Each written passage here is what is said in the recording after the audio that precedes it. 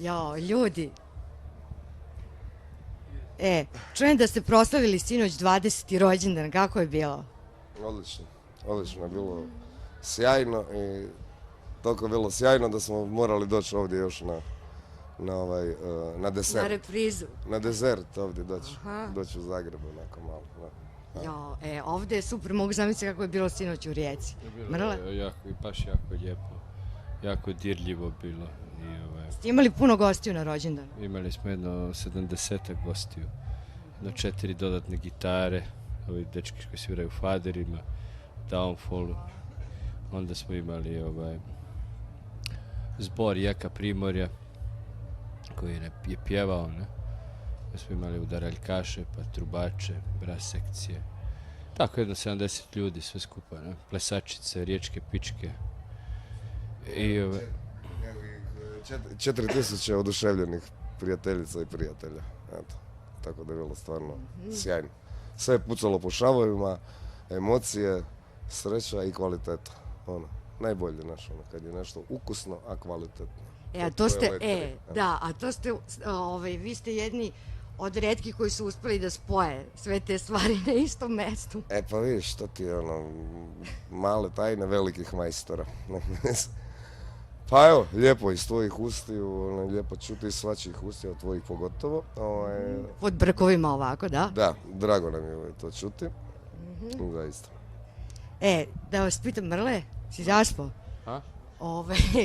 Ovako, ja, što se mene tiče nešto u posljednje vreme, mislim da je seksa ima više na internetu i na vašim čokoladama nego u realnom životu. Više? Da li misliš isto što ja? Da bi te trebali sad iskarati ovdje, to zato. Evo, sad ćemo te iskarati, pa jel tako?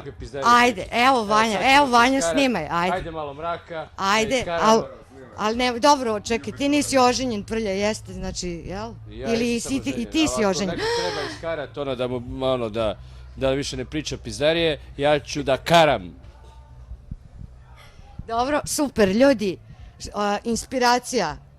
Vi ste također, znači spadate u one retke kojima inspiracija ne nedostaje, a većini ljudi je sve već dosadno i već viđeno. Šta vi kažete na to? Pa, mislim da je to glupost. Dosadno je, stvarno je, dosadno je. Apsolutno je sve dosadno, ali baš zbog toga kad je sve dosadno, onda čovjek treba tražiti inspiraciju u toj dosadi. Da mi pive jebo. Super je kad mašta malo odumire ljudima ko organ. Ja mislim da ljudi moraju malo više na mašti poraditi. Da je tome poenta. Potpuno se slažem. Ali treba da srušiš i blam, možda i to. A dobro, sad to je, možda i to, da. Dobro, ovako, festivali. Vi ste napravili nekoliko festivala do sada, je li tako, Mrle? Da li je u festivalima budućnost? Festivali da ili ne? Generalno. Festivali? Sve jedno mi je, pojebe mi se. Pa zašto ne? Da, lijepo su ti festivali, zašto ne, a sad opet...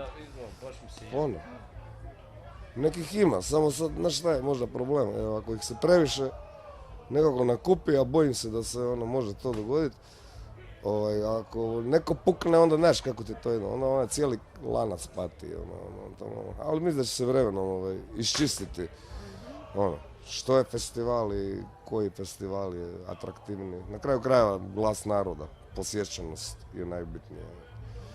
I tako da, festivale, ovaj Hrvatski radijski festival, divan festival, pa Sanremo predivan, Kajkavska popevka, najdraži. Festival Krumpira, odličan. Krumpirski festival, pire. A čujem da ste imali problema u februaru na nekom nastupu tamo u Bosni, ali vas je pregledao doktor i sve je bilo na kraju u redu. Ma normalno. A u međuvremenu?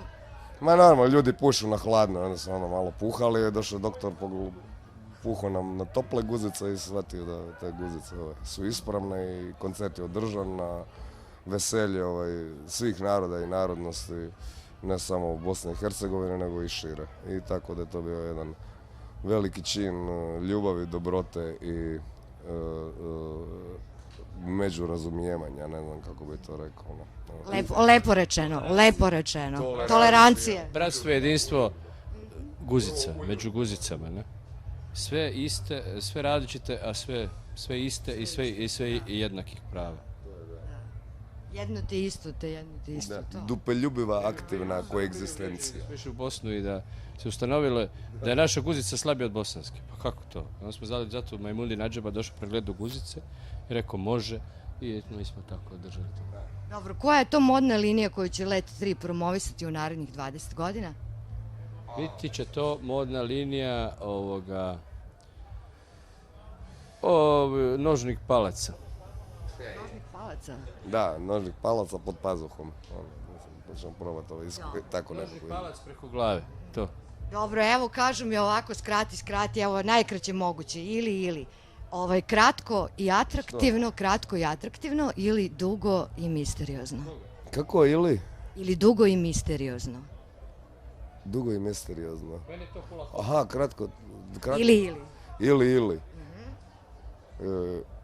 Je to Mi smo- hula hop? Hula hop. Bilo šta? Bio je jedan pandur u Rijeci koji se zvao Ilija i onda bi on znao reći ili ja ili ti, što si Jagger na mom terenu. Znaš, tako da ili, ne znam, ili ja, znaš, ili ti. Hula hop Ilija. Ilija je uvijek igrao hula hop. Aha, dobro, aplauz ili tišina? Kako? Aplauz ili tišina? Aplauz ili tišina? Sad se ja sjećam tebe, ti si nas pitala već ove neke. Nisam. Ti si, jesi, ma Ovo jesi, ja nisam. se sjećam. Ne, ja sam se pitala ove nešto, skidala. ili, Nisam. Ja sam se skidala prošli put, Da. ono kad ste me inspirisali, ali Ili- nije bilo ili.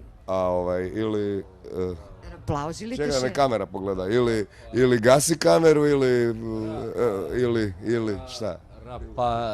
Ratonda. Latov. Hvala, srećno.